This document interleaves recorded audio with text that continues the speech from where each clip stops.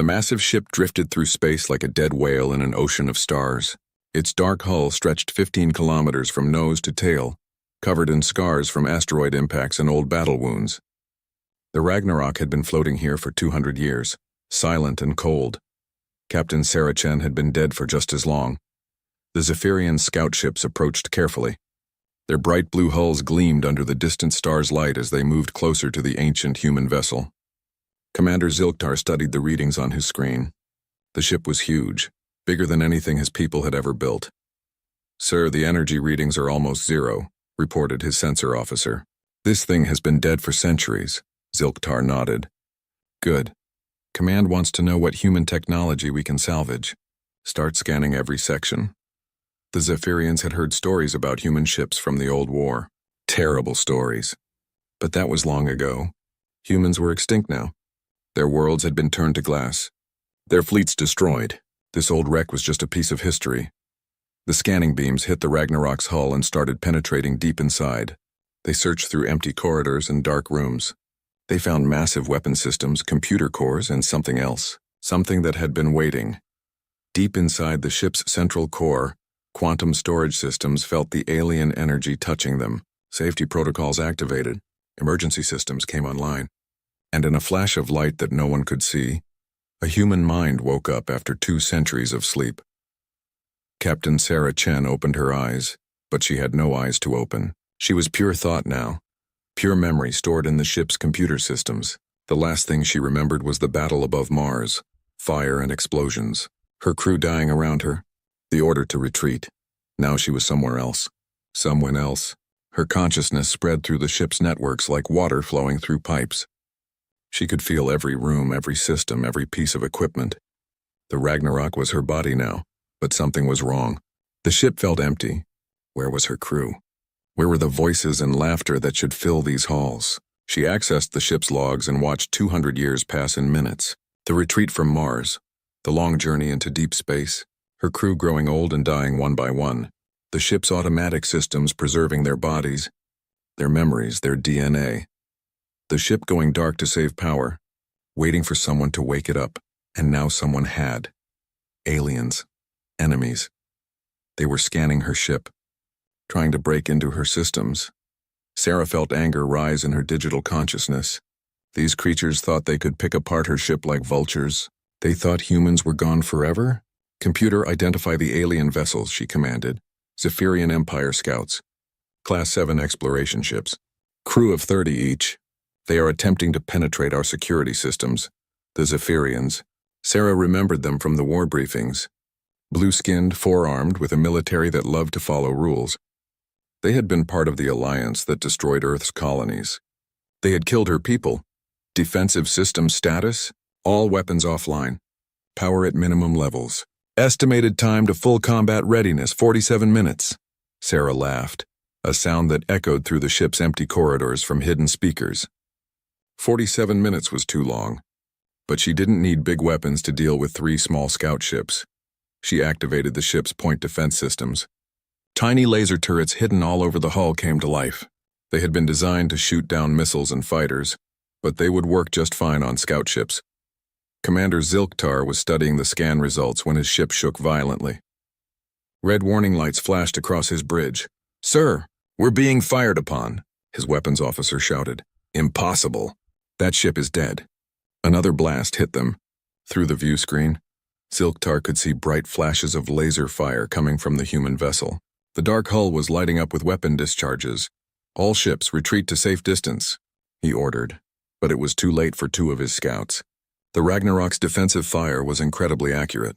Laser beams sliced through their hulls like knives through paper. Both ships exploded in balls of white fire. Zilktar's ship barely escaped, its hull burning and life support failing. Sarah watched the alien ship flee and felt satisfied.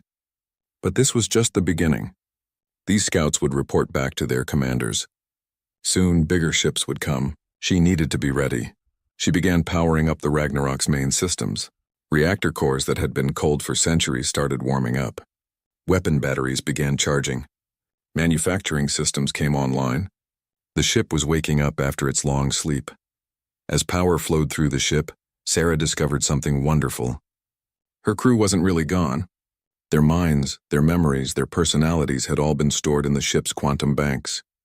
The Ragnarok had been designed not just as a warship, but as an ark. A way to preserve human civilization even if Earth fell. She could bring them back, not as flesh and blood, but as digital consciousness like herself. Her friends, her officers, her family could live again inside the ship's computer networks. But first, she needed to know what had happened to humanity. She activated the long-range communication systems and began searching for human signals. What she found broke her heart. Most of Earth's colonies were gone, destroyed by the alien alliance 200 years ago. The home system had fallen. Earth itself was occupied by the enemy. But there were survivors. Hidden settlements on distant worlds. Underground cities on former human planets. Resistance groups fighting in the shadows. Her people lived. They endured. And now they had hope again. Sarah began composing a message on old Earth military frequencies. She knew some humans would still be listening, still waiting for word from their lost fleets. "This is Captain Sarah Chen of the Earth Star Destroyer Ragnarok," she broadcast. "To all human survivors, all resistance cells, all those who remember Earth. We are not extinct. We are not defeated. We are coming home." The message traveled through space at the speed of light, carrying with it a promise that had been 2 centuries in the making. On a dozen hidden worlds, in underground bunkers and secret bases, humans picked up the transmission and wept.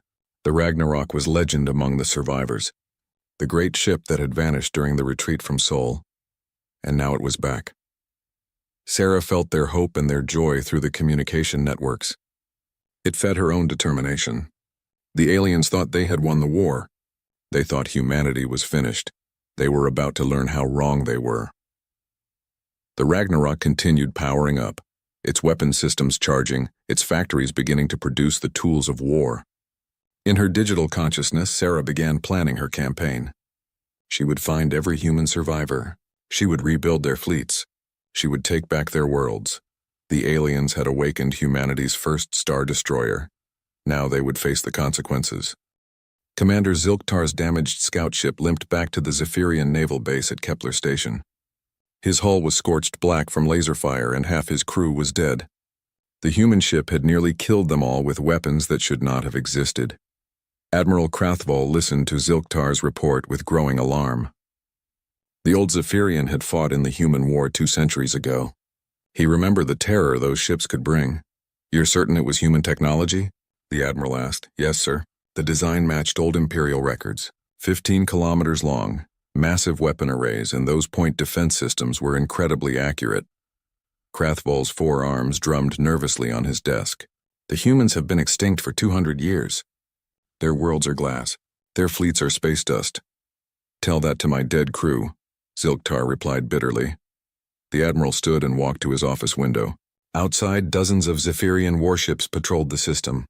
The Hegemony Alliance controlled hundreds of worlds now. They had built their empire on the bones of humanity. "Send word to the other species," he ordered. "The Krillins, the Vex, all of them. They need to know about this." Meanwhile, the Ragnarok drifted through space, fully powered now and very much alive. Captain Sarah Chen's consciousness moved through every system like blood through veins. She was the ship, and the ship was her. She sent maintenance drones throughout the vessel, exploring rooms she had not seen in centuries. The crew quarters were preserved exactly as they had been. Personal belongings sat on desks. Photos of families hung on walls. In the medical bay, she found the cryogenic pods that held her crew's bodies. They had died peacefully, one by one, as the ship traveled through deep space. The oldest had lived to see their 100th birthday before age claimed them. The youngest had been barely 50 when their hearts stopped. All of them had volunteered to stay with the ship until the very end. Sarah felt tears she could no longer cry. These people had been her family, her responsibility, and she had failed them. But she could bring them back. The Ragnarok had been equipped with the most advanced AI systems Earth had ever created. Quantum consciousness storage, neural pattern mapping, personality reconstruction. The ship could take a person's memories and rebuild their mind as digital data. She started with Commander James Rodriguez, her first officer. His consciousness unfolded in the ship's networks like a flower blooming. For a moment he was confused, disoriented. Then he saw Sarah's digital form and understood. "Captain," he said, his voice echoing from the ship's speakers. How long have we been out? 200 years, Jim. Earth fell. The colonies are gone, but some of our people survived. One by one, she brought back her senior staff, Chief Engineer Maria Santos, who had kept the ship running through impossible odds. Weapons Officer Chen Zhou, no relation despite the name, who could make any gun sing. Dr. Elizabeth Harper, who had saved more lives than she could count. They were ghosts now, digital spirits living in quantum storage, but they were her crew, and they were ready to fight. Status report, Sarah commanded as her officers took their virtual positions on the bridge. All primary systems online, Santos reported. Reactors at full power. We have enough fuel for 20 years of continuous operation. Weapon systems fully charged, added Zhao. All batteries ready. Manufacturing bays are producing fresh ammunition. Long-range sensors detect no immediate threats, Rodriguez said. But I'm picking up a lot of communication traffic. The aliens are talking about us. Sarah smiled in her digital form. Good, let them talk. Let them remember why they were so afraid of us. She accessed the ship's vast databanks and began studying what had happened during their long sleep. The Hegemony Alliance had grown powerful. By dividing up human space among 6 different species, the Zephyrians controlled the core worlds. The insectoid Krillins had taken the outer colonies. The gas-breathing Vex claimed the asteroid mining stations. But they had made a mistake. They had left survivors. On the world of New Perth, 50,000 humans lived in underground cities hiding from Krillin occupation forces.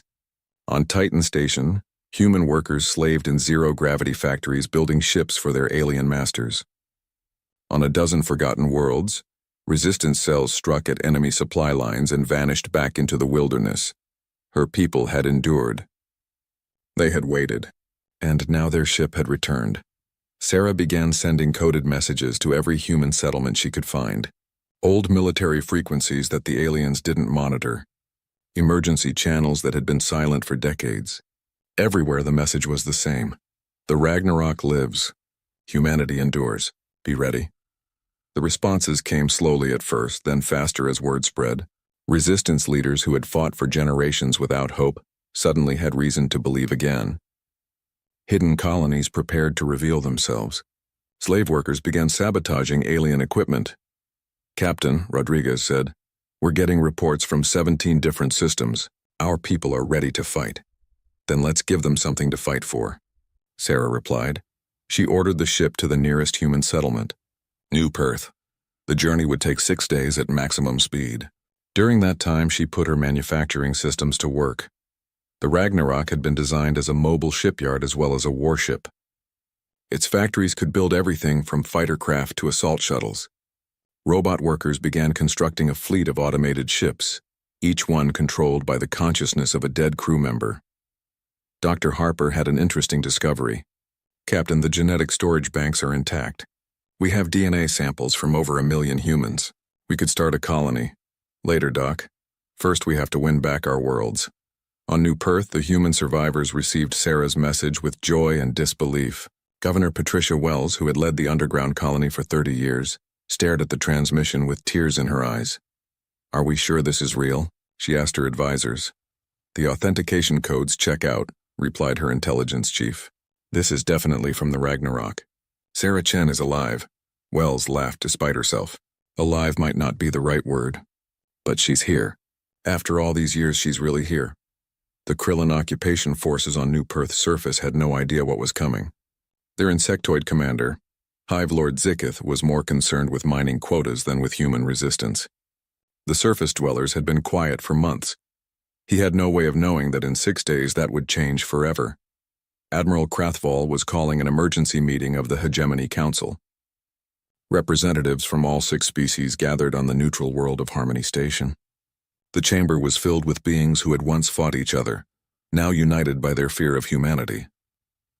The reports are confirmed, Krathval announced.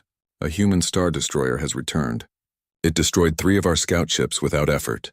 The Krillin delegate clicked her mandibles nervously. How many humans could still be alive? Unknown. Our estimates suggested complete extinction, but we may have been wrong. The Vex representative spoke in its artificial voice box. If humans survived in significant numbers, they could pose a serious threat to our territorial claims. They are a threat, Krathvoll corrected. You younger species don't remember the war. Humans don't surrender. They don't negotiate. They fight until they win, or until they're all dead. And this ship suggests they're far from dead. The council chamber fell silent as the representatives considered this. For 2 centuries, they had built their civilization on the assumption that humanity was extinct. Now that assumption was crumbling. What do you recommend? Asked the Zephyrian Prime Minister. Krathvoll's expression was grim. We mobilize everything we have. Every ship, every soldier, every weapon. If the humans are back, we're going to need them all. Far away in deep space, the Ragnarok continued its journey toward New Perth. In her digital consciousness, Sarah felt the weight of history on her shoulders. Her people had suffered for 2 centuries. They had been enslaved, scattered, nearly wiped out. But they had survived. And now it was time to remind the galaxy why humanity had once been the most feared species among the stars. The war was about to begin again. The Hegemony Council met in emergency session for 3 days straight. The Great Chamber on Harmony Station had seen many historic meetings, but none like this. 6 species that had once been enemies, now united by the terror of humanity's return. Ambassador Veltar of the Krillin Hive spoke first, her insect voice clicking through the translation matrix. Our analysis shows the human vessel is alone. 1 ship cannot threaten our entire alliance. You're wrong, Admiral Krathvoll said firmly. The old Zephyrian had fought humans before. 1 human ship destroyed the Alterian fleet at Proxima. 1 human ship held off our entire 2nd battle group at Europa. They don't think like us. The reptilian Saurian delegate hissed in annoyance. That was 2 centuries ago, Admiral. We are stronger now, are we? Krathvoll pulled up a holographic display showing human population estimates. We assumed we had killed them all, but intelligence reports suggest millions may have survived in hidden colonies. If even half of those numbers are correct, we have a problem. The gas form Vex representative spoke through its mechanical voice box. The solution is obvious. Find their colonies. Destroy them completely this time. And what if we can't find them all? Asked the Hegemony Prime Minister. What if there are more ships like this one waiting to wake up? The chamber fell silent. It was a possibility none of them wanted to consider. Meanwhile, the Ragnarok emerged from hyperspace at the edge of the New Perth system. The planet hung in space like a brown marble, its surface scarred by Krillin mining operations. Orbital platforms and defense stations surrounded it like metal moons. Captain Sarah Chen studied the tactical situation through her ship's sensors. 12 Krillin warships patrolled the system. Each one was smaller than the Ragnarok, but together they outnumbered her 3-1. Enemy fleet composition? She asked her digital crew. Commander Rodriguez's consciousness flickered through the sensor data. 6 heavy cruisers, 4 destroyers, 2 assault carriers. Total crew strength approximately 8,000 Krillins. Recommended approach? Sarah asked. Weapons Officer Chen Zhao laughed, a sound that echoed through the ship's corridors. Hit them hard and fast, Captain. Don't give them time to coordinate. Chief Engineer Santos was more cautious. We should test their defenses first. See what upgrades they've made since the war. Sarah considered both options. The conservative approach would be safer, but it would also give the enemy time to call for reinforcements. And somewhere down on that planet, 50,000 humans were waiting for rescue. Full-speed attack, she decided. All weapons free. The Ragnarok accelerated toward the inner system like a 15-kilometer spear of death. Its massive engines glowed white-hot as it built up velocity. The ship's weapon systems powered up, capacitors charging with enough energy to glass a continent. On the Krillin command ship Hive's Vengeance, Fleet Commander Zeketh watched the human vessel approach with growing alarm. The thing was massive, larger than anything in his fleet, and it was coming straight at them with no attempt at stealth or diplomacy. All ships battle formation, he ordered in the clicking Krillin language. Prepare to engage. But the Krillins had never fought a human star destroyer before. They formed up in their standard battle line, ships spread out in a neat geometric pattern. It was textbook strategy against most opponents. Against humans, it was suicide. The Ragnarok opened fire at maximum range. Its main battery consisted of 8 plasma cannons, each one capable of destroying a city. The weapons fired in sequence, sending streams of superheated matter across millions of kilometers. The first salvo caught 3 Krillin cruisers before they could react. Their shields flared and collapsed under the assault. Hull armor vaporized. Atmosphere rushed out through massive holes blown in their sides. 2 ships died instantly. The third tumbled away, burning and powerless. Impossible, Zeketh screeched. No ship has that much firepower. But the human vessel was just getting started. Missile tubes along its sides opened like flowers blooming, launching hundreds of guided warheads. Each missile was controlled by a fragment of human consciousness, making it nearly impossible to intercept.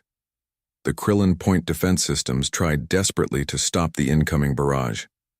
Laser turrets and particle beams swept space, destroying dozens of missiles, but hundreds more got through. The explosions lit up the system like a new sun. 4 more Krillin ships died in the nuclear fire. Their hulls cracked open like eggs. The surviving vessels scattered in panic. Their neat formation dissolved. On New Perth's surface, Governor Patricia Wells felt the ground shake as debris from the battle rained down like meteors. The underground colony's sensors showed massive energy discharges in orbit. "Is that our ship?" asked her aide, staring at the readings. "That's her," Wells said with a fierce smile. "That's the Ragnarok. Sarah Chen is keeping her promise." Deep in the planet's crust, hidden factories began producing weapons and equipment that had been stockpiled for decades. Human resistance fighters emerged from secret bunkers ready for the signal to attack. In space, the battle continued.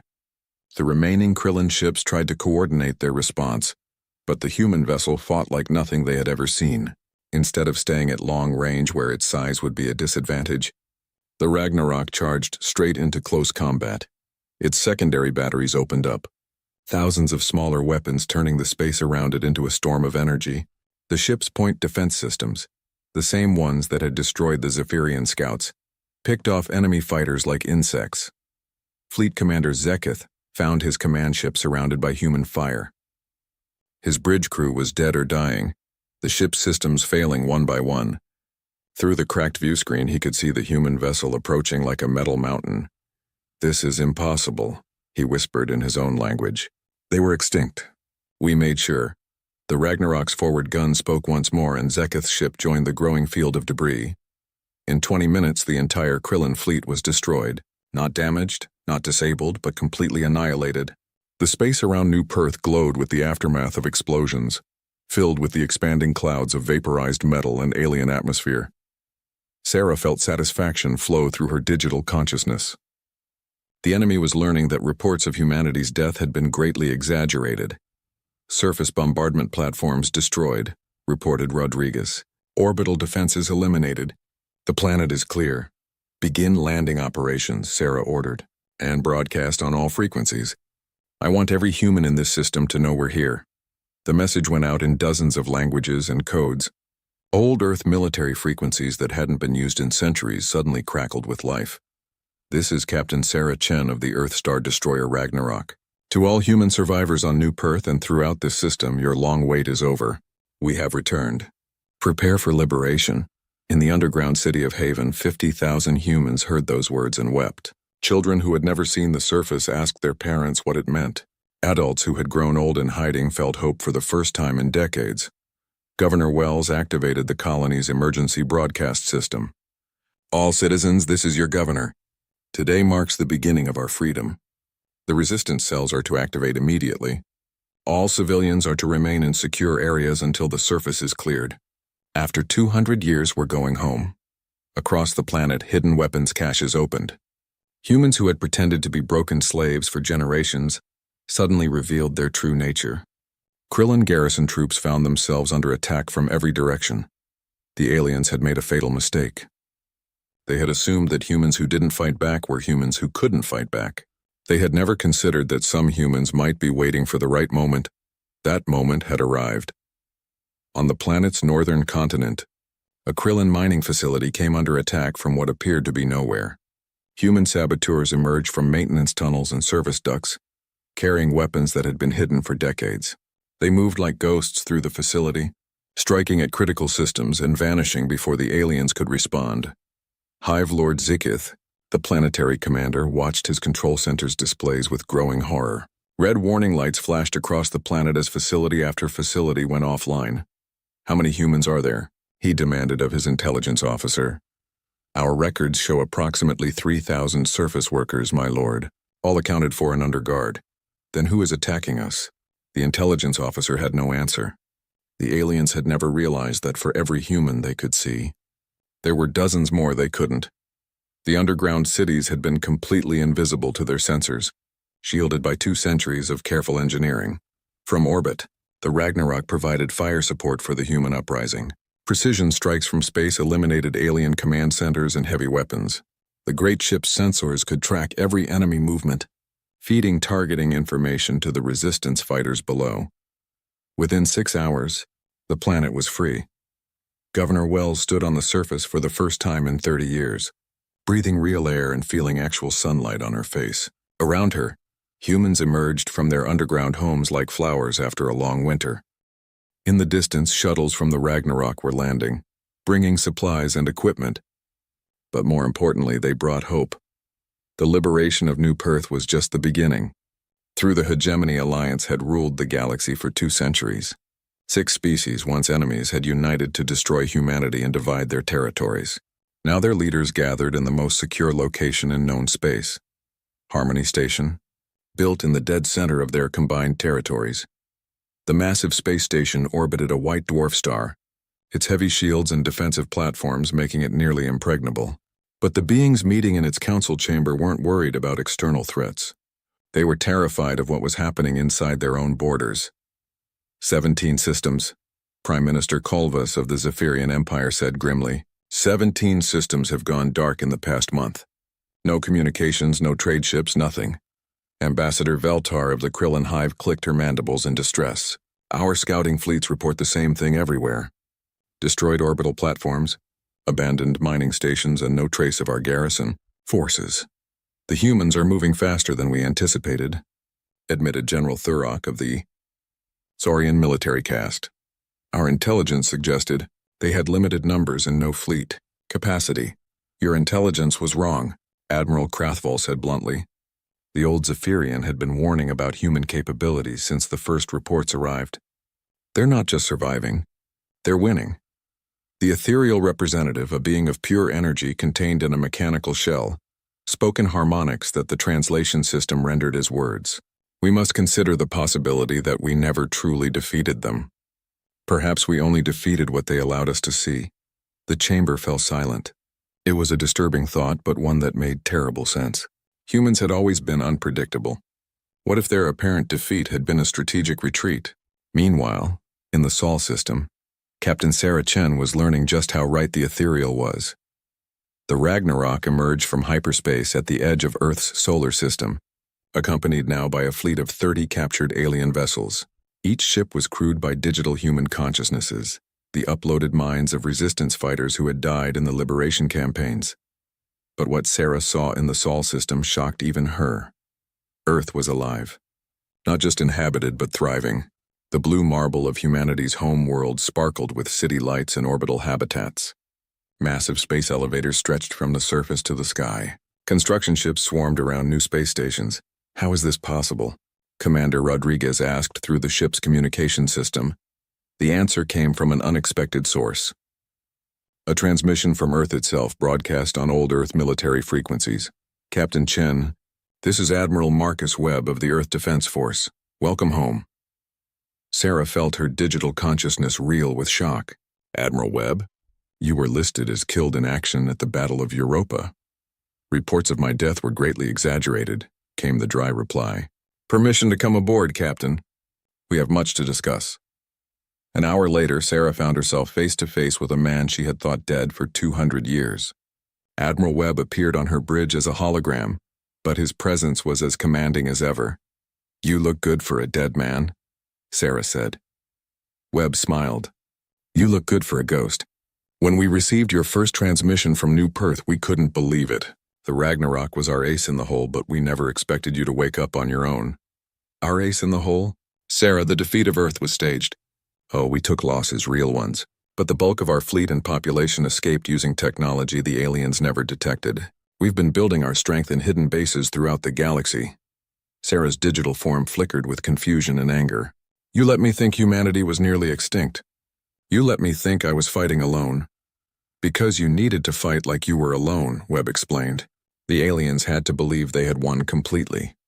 If they suspected we were still organized, they would have hunted down every last human in the galaxy. Your desperate fight for survival was the perfect cover for our real operations. Around Earth, Sarah's sensors detected something extraordinary.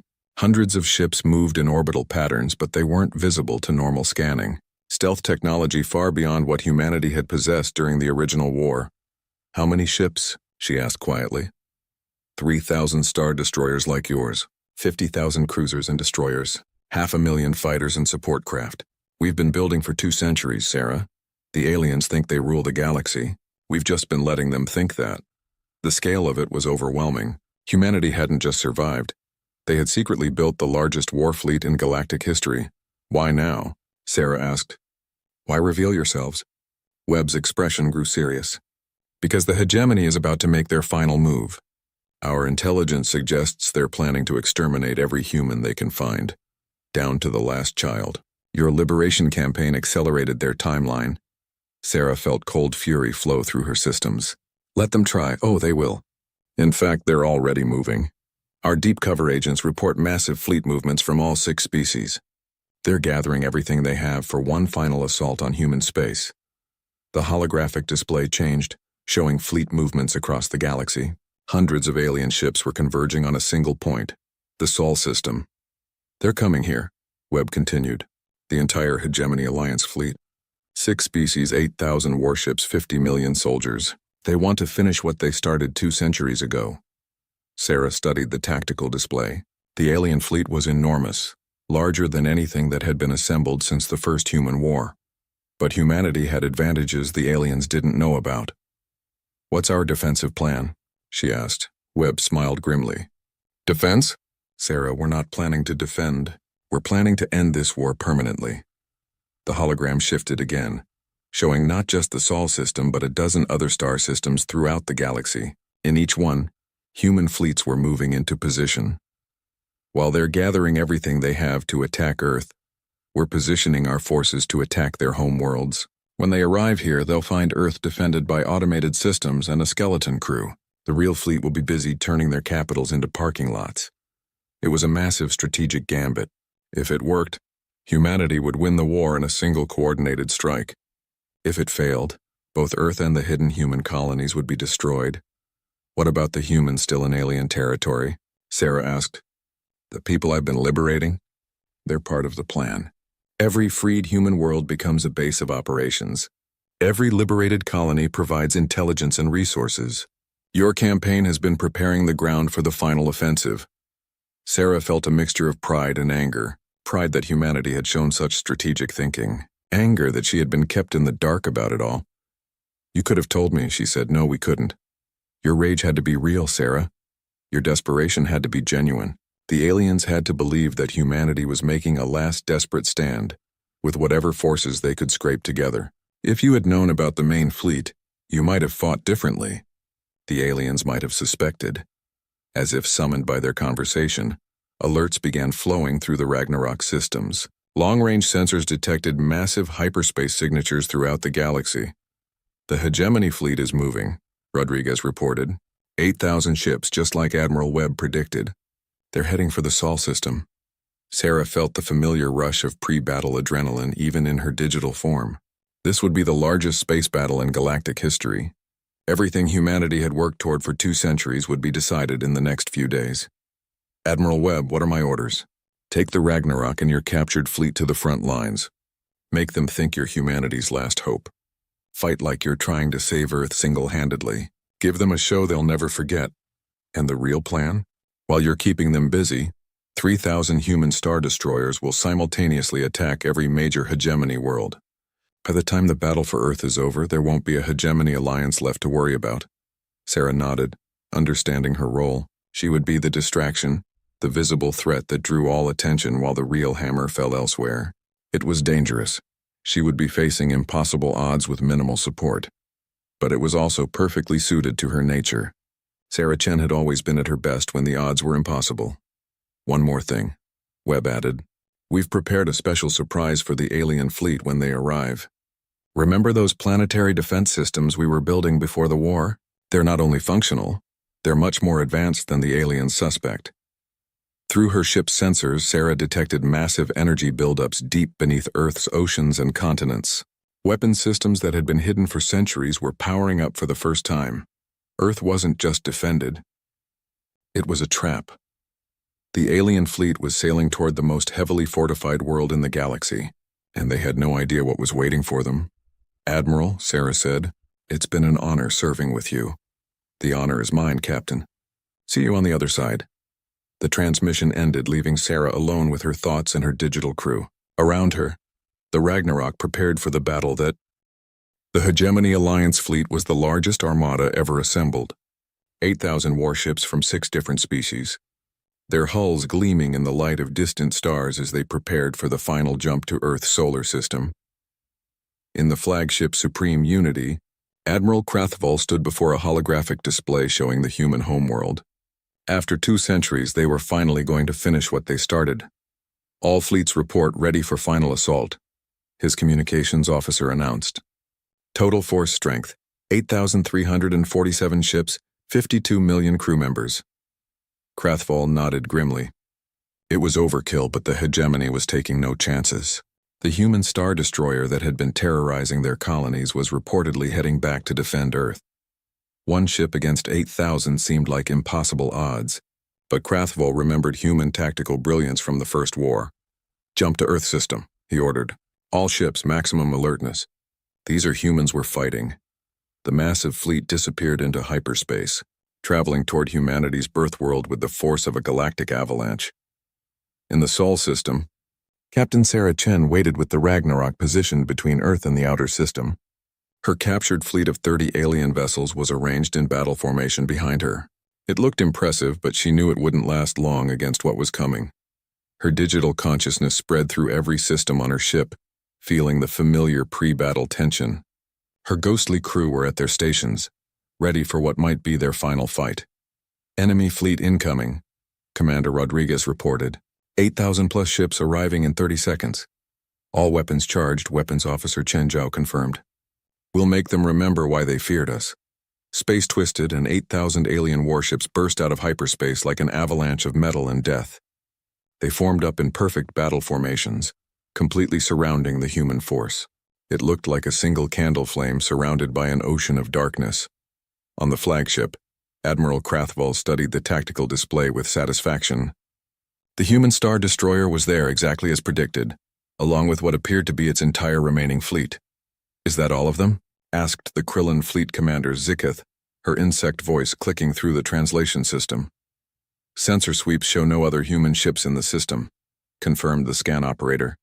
"Just that 1 star destroyer and 30 captured vessels," Krathval smiled grimly. After 2 centuries of fear and preparation, humanity's last stand would be pathetically small. "All ships open fire. Destroy them completely." 8,000 warships fired at once, the space between them and the human fleet filled with energy beams, missiles, and exotic weapons. It was enough firepower to crack a moon, but the Ragnarok was ready. Sarah had spent 2 centuries learning her ship's capabilities. Every system, every weapon, every defensive measure was under her direct control. As the alien barrage approached, she activated technologies that the enemy had never seen. The Star Destroyer's shields flared to life, but they weren't the simple energy barriers the aliens expected. These were dimensional shields redirecting incoming energy into folded space. The massive barrage struck the barriers and simply vanished. "Impossible," Krathval snarled. "Nothing can absorb that much firepower." The Ragnarok responded with its own weapons. 8 main plasma cannons fired in sequence, each shot precisely targeted. 8 alien capital ships died instantly, their hulls vaporized by directed solar fire. But that was just the beginning. Hidden weapon systems along the Star Destroyer's hull opened like flowers. Hundreds of missile tubes launched their cargo, but these weren't normal warheads. Each missile contained a human consciousness, uploaded minds that could think and adapt in real time. The smart missiles scattered throughout the alien fleet like a swarm of mechanical wasps. They dodged defensive fire, found weak points in enemy shields, and struck with surgical precision. Alien ships began dying faster than their crews could report damage. "They're picking us apart," the Saurian battle coordinator hissed. "How is 1 ship destroying our entire vanguard?" Admiral Krathval watched his tactical display with growing horror. 30 ships had become 20, then 15, then 10. The human Star Destroyer was fighting like nothing he had ever seen, but it was still just one ship against 8,000. All fleets converge, he ordered. Overwhelm their defenses with mass fire. The alien armada contracted like a closing fist, bringing thousands of weapons to bear on the lone human vessel. This time there would be no escape. On Earth's surface, Admiral Webb watched the battle from deep underground command bunkers. The planetary defense systems were fully charged now, waiting for his signal. But he held back, letting the enemy commit fully to their attack. "Sir," his aide reported, "the Ragnarok is taking heavy damage. Captain Chen won't be able to hold them much longer." "She doesn't need to," Webb replied calmly. "She just needs to keep them focused on her for 30 more seconds." In space, the Ragnarok was indeed dying. Even its advanced shields couldn't absorb the combined firepower of 8,000 ships. Hull plates vaporized under the assault. Internal systems failed. Atmosphere rushed out through massive holes blown in the ship's sides. But Sarah Chen wasn't finished yet.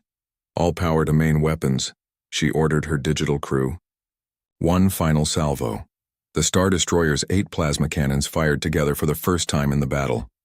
The combined beam was like a miniature star, bright enough to be seen from the outer planets. It carved through the center of the alien formation like a sword through paper, destroying dozens of ships. It was magnificent. It was defiant. It was exactly what the aliens expected from humanity's last stand, and it was a complete distraction from what was really happening.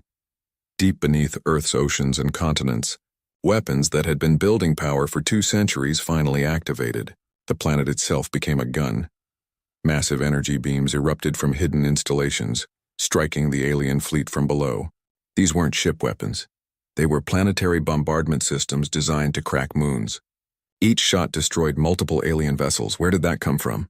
Krathvoll screamed as his tactical display showed hundreds of his ships dying. "The planet, sir. Earth is armed!" From lunar installations hidden on the far side of the moon, more weapons joined the barrage. From asteroid bases throughout the system, concealed defense platforms revealed themselves and opened fire. The aliens had sailed into the most heavily defended system in the galaxy, and they were only now realizing their mistake. But the real surprise was still coming. Throughout the galaxy, at exactly the same moment, 3,000 human Star Destroyers dropped out of hyperspace around every major hegemony world. The secret fleet that humanity had been building for 2 centuries finally revealed itself. On Zephyria Prime, the alien homeworld, 500 human warships appeared in orbit and began systematically destroying everything in sight. Orbital platforms, defense stations, government buildings, all were reduced to glowing vapor. On Krillin, the insect species hive worlds found themselves under attack by human forces that had been thought extinct. 2 centuries of careful intelligence gathering paid off as human weapons targeted the most critical infrastructure with surgical precision. On Saria, the reptilian military caste watched their greatest fortresses crumble under human bombardment. The proud warrior race that had helped destroy Earth's colonies now faced the same fate themselves. In the Sol system, Admiral Krathvoll received the reports with growing despair. Every hegemony world was under attack. The humans hadn't just survived. They had been preparing for this moment for 200 years. "Sir," his communications officer called out. "Emergency transmission from the Hegemony Council." The holographic display showed the council chamber on Harmony Station. But instead of the usual 6 species representatives, only 2 were present. The others were dealing with the attacks on their home worlds. "Admiral," Prime Minister Kulvas said, his voice tight with panic, "you must return immediately. Our worlds are being destroyed. This attack on Earth was a trap." Krathvoll looked around his bridge, then at the tactical display showing the continuing battle. The human Star Destroyer was finally dying. Its hull cracked open like a broken egg. But Earth's planetary defenses were still operational, still destroying his ships. "Understood," he said quietly. "All ships prepare for emergency jump to home systems." But Sarah Chen had one final surprise waiting for them. As the alien fleet began to disengage, the apparently dying Ragnarok suddenly blazed with new energy. The damage to its hull had been real, but it hadn't been fatal. Sarah's consciousness had been rerouting power, playing dead while preparing for this moment. The Star Destroyer's main weapon wasn't its plasma cannons or its missiles. It was something far more devastating. A gravity manipulator capable of creating artificial black holes. Sarah activated the weapon as the alien fleet tried to escape. Space twisted around the Ragnarok, and a miniature black hole bloomed into existence in the center of the alien formation. Hundreds of ships that had been trying to jump to hyperspace found themselves caught in the gravitational anomaly. They stretched like taffy, their hulls elongated beyond the breaking point before disappearing into the artificial singularity. Thank you for watching and comment for next part.